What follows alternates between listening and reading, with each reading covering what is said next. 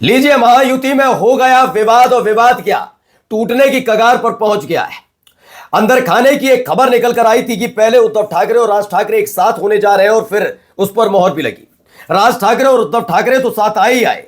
अब खबर यह है कि एनसीपी एक होने जा रही है। जी हां, अजित पवार और शरद पवार के बीच की एक गुपचुप मीटिंग ने बीजेपी को बेचैन किया है। उधर शिंदे ने मोर्चा खोल दिया है। हालात यह है कि भारतीय जनता पार्टी अपने दम पर महाराष्ट्र में सरकार में नहीं रह सकती, क्योंकि बहुमत की जितनी सीटें चाहिए उतनी सीट बीजेपी के पास है ही नहीं। तो क्या महायुति की यह सरकार एक बार फिर से भरभरा कर गिर जाएगी, जैसे पिछली बार गिरी थी? जैसे उसने शिवसेना में सेंधमारी करने के बाद अपने मन से सरकार बना ली थी, लेकिन क्या इस बार मुमकिन हो पाएगा? क्योंकि अजित पवार के साथ जो 36 का आंकड़ा मात्र एक सीट को लेकर हुआ, उनके नेताओं को लेकर हुआ, फरमान सुनाने की बीजेपी की आदत से परेशान होकर अजित पवार ने मोर्चा खोल दिया और अपने चाचा यानी शरद पवार के साथ मीटिंग कर ली। उसने बीजेपी को बेचैन किया है। शिंदे ने कहां मोर्चा खोला वो भी दिखाऊंगा। तो महायुति की सरकार का ओके टाटा बाय बाय होने जा रहा है। नमस्कार, मैं हूं प्रज्वल गौतम और आप देख रहे हैं टाइम्स एक्सप्रेस। रोजाना की आती हुई खबरों के बीच अभी भी यह लग रहा था कि नहीं भी चाहते हुए बीजेपी इन तमाम चीजों को संभाल लेगी। भारतीय जनता पार्टी इसमें महारत हासिल किए हुए कि वो चीजों को संभाल लेती है, ये बात क्लियर है।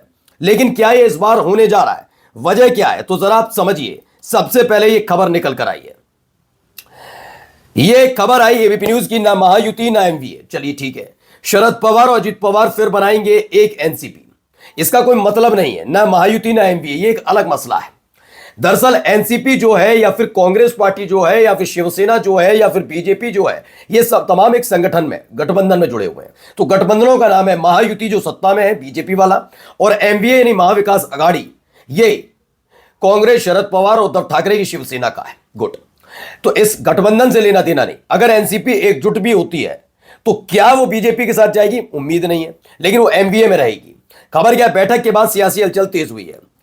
खबर देखिए, पहले पुणे महानगर पालिका चुनाव को लेकर सियासत गर्म हो गई है। शहर में पहली बार राष्ट्रवादी कांग्रेस पार्टी के दोनों धड़े शरद पवार गुट और अजित पवार गुट एक साथ बैठक कर चुनावी रणनीति पर चर्चा करते नजर आए। दोनों पक्षों के बीच सीट बंटवारे को लेकर यह पहली औपचारिक और अहम बैठक मानी जा रही है।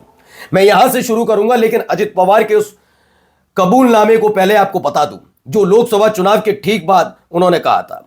दरअसल मसला था लोकसभा चुनाव का। सुप्रिया सूले जो उनकी चचेरी बहनी मानिए, शरद पवार की बेटी हैं, उनके खिलाफ उन्होंने अपना एक प्रत्याशी उतारा था परिवार से ही। दरअसल बीजेपी की जो नीति रही है वो यही रही है कि उत्तर प्रदेश हो या कहीं भी, वो परिवार वालों के खिलाफ परिवार के लोगों को ही उतार कर जड़ें काटने का काम करते हैं। अजित पवार उस बात में आ गए थे और उन्होंने सुप्रिया सूले के खिलाफ, अपनी बहन, चचेरी बहन के खिलाफ मैदान में उतार दिया था प्रत्याशी अपने ही घर से। चुनाव हारे वो बात अलग है, लेकिन जब तमाम चीजें हुई उसके बाद वो आगे आए और उन्होंने कहा मैं बहुत बड़ी मेरी जिंदगी गलती हुई कि मैंने ये काम किया। मैं इसके लिए वाकई बहुत ठीक महसूस नहीं करता कि मेरे को नहीं करना चाहिए। यानी अजित पवार समझ गए थे कि किसी के बहकावे में आकर उन्होंने किया। पहला। अब पुणे वाली सीट पर अटकी हुई कहानी।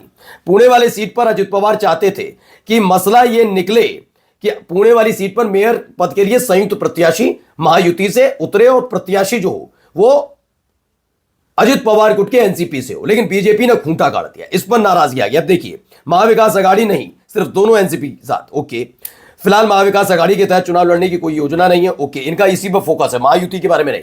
इस चुनाव में केवल दोनों राष्ट्रवादी कांग्रेस पार्टियां मिलकर मैदान में उतरने की तैयारी कर रही हैं।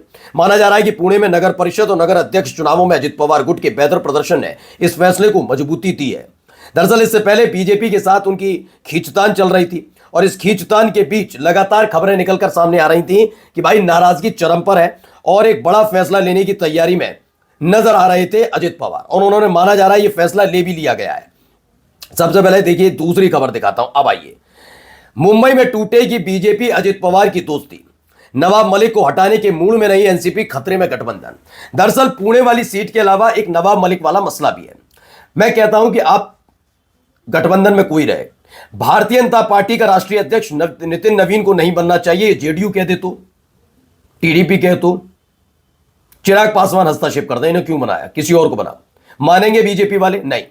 लेकिन एनसीपी अगर अपने किसी नेता को कोई जिम्मेदारी देती है तो बीजेपी का एक साफ सीधा सिद्धांत है, उनका कहना है कि भैया हमसे पूछकर क्यों नहीं बनाया, नवाब मलिक को हटाइए, नवाब मलिक को हटाइए। इसको लेकर अभी 25 दिन पहले भी एक तरीके से दोनों के बीच बहुत जबरदस्त झगड़ा टाइप देखने को मिला था और अब वो खुलकर आ गया है। देखिए क्या है इसमें, यहां पर बताया गया है कि मुंबई बीएमसी चुनाव में महाविकास आघाड़ी की एकता टूटने के बाद, कह रहे हैं एकता टूट रही है लेकिन सत्तारूढ़, ये तो शुरुआती महाविकास आघाड़ी से करेंगे, खबर उसकी नहीं बताते। महायुति के घटक दलों की यूनिटी बिखर रही है। बीजेपी मुंबई में नवाब मलिक को एनसीपी का चेहरा बनाए जाने से खफा है। इसकी वजह से अभी तक सीट शेयरिंग में बीजेपी और शिंदे की अगुवाई वाली शिवसेना के बीच सीटों की चर्चा सामने आई। नवाब मलिक को लेकर महायुति में आए तनाव के बीच एनसीपी ने अपना स्टैंड साफ कर दिया। एनसीपी के महाराष्ट्र प्रदेश अध्यक्ष हैं सुनील तटकरे का कहना है कि पार्टी के अंदर चुनाव प्रभारी के तौर पर किसे नियुक्त किया जाना है यह तय करना पूरी तरह से एनसीपी का अधिकार है। पार्टी ने नवाब मलिक को प्रभारी बनाया है। इनकी एक आदत है, हम आदेश दे रहे हैं, हमारा आदेश क्या है, आदेश यह है कि भैया तुम इसको ये बनाओगे, उसको ये बनाओगे, मंत्री इसे बनाओगे। ये आदत इनकी जाती नहीं है, ये चाहे कितने ही कमजोर होते नजर आए। इनकी एक आदत बन चुकी है कि सारे फैसले हमसे पूछ कर लो। आपकी हिम्मत कैसे हुई अपनी मर्जी से आपने फैसले ले लिए। यह स्थिति मैं नहीं कह रहा हूं, ये वाकई इनकी स्थिति बनी हुई है। इसको लेकर इनके यहां आपस में ही सिर्फ फुटबॉल भी चलती है। देखिए इसमें भी 50 सीटों पर मानने को तैयार नहीं शिंदे सेना, भाजपा भी अड़िग। बीएमसी चुनाव से पहले महायुति में घमासान हो गया। दरअसल 50 सीटों पर शिंदे को समेटना चाहते हैं कि एकनाथ शिंदे की शिवसेना 50 सीटों पर रह जाए, लेकिन उन्होंने कहा कि हम ये बात मानने के लिए बिल्कुल भी तैयार नहीं है। स्पष्ट तौर पर, खास तौर पर एकनाथ शिंदे की शिवसेना की तरफ से मोर्चा खोल दिया गया है। क्या कुछ कहा गया है इसमें जरा पहले मैं आपको समझाता हूं। देखिए आइए, इसमें आगे लिखी है खबर कि बीएमसी चुनावों के लिए महायुति गठबंधन में सीट बंटवारे को लेकर गतिरोध बरकरार है। उप मुख्यमंत्री एकनाथ शिंदे के नेतृत्व वाली शिवसेना भाजपा की 50 सीटों के प्रस्ताव को स्वीकार करने से इनकार कर रही है। शिंदे सेना खुद 80 से 90 सीटों की मांग कर रही है। बीएमसी की कुल 227 सीटों में भाजपा 150 सीटों पर चुनाव लड़ने का प्रस्ताव रख रही है और शिंदे सेना को 50 सीटें और अल्पसंख्यक बहुल इलाकों की अधिकतर 27 सीटें अजित पवार के नेतृत्व वाली एनसीपी को देने की योजना में है। लेकिन अजित पवार के साथ अब उनका आंकड़ा 36 का हो गया। अजित पवार जा रहे हैं चाचा के साथ। एकनाथ शिंदे मानने के लिए तैयार नहीं। उधर एक और बड़ा खेल हो गया, खेल यहां आ गया। देखिए उद्धव ठाकरे और राज ठाकरे के साथ आने से बढ़ेगी बीजेपी की परेशानी, समझिए क्यों। बीएमसी चुनाव है महायुति के लिए चुनौती। उद्धव ठाकरे और राज ठाकरे के बीच में, ना कहना, जहां जहां परिवार में विवाद है, जहां जहां कहीं भी देख लीजिए, वहां ये सत्ता में आ जाते हैं बड़ी आसानी से। जहां पर छोटे दलों का दबदबा है, मतलब स्थानीय पार्टियों का दबदबा है, वहां पर इनकी दाल नहीं गल पाती। दाल कहां गलती है? दाल वहीं गलती है इनकी जहां ये तो कांग्रेस से लड़ रहे होते हैं। जैसे राजस्थान, मध्य प्रदेश, वहां छोड़ दीजिए, आप बिहार चले जाइए, आप उत्तर प्रदेश आ जाइए, आप महाराष्ट्र चले जाइए, आप पश्चिम बंगाल चले जाइए। पार्टियां तोड़ना, परिवार के लोगों को तोड़ लेना, उसके बाद ही सत्ता में आ पाते। और इसी ने इनकी फजीयत करा दिया। कुल मिलाकर उद्धव ठाकरे, राज ठाकरे के आने से जहां एक तरफ महाविकास आघाड़ी मजबूत होती हुई नजर आ रही है, तो दूसरी तरफ खबर यह है कि हालत खस्ता हो चुकी है बीजेपी की। वो इसे मनाने जाते हैं तो वो रूठ जाता है, उसे मनाने जाते हैं तो दूसरा रूठ जाता है। पूरी तरह से भारतीय जनता पार्टी फंसी हुई है कि बीएमसी के चुनाव में अपनी साख को कैसे बचाए। साख बचाने के चक्कर में ऐसा ना हो कि कहीं सत्ता ही हाथ से चली जाए। नमस्कार।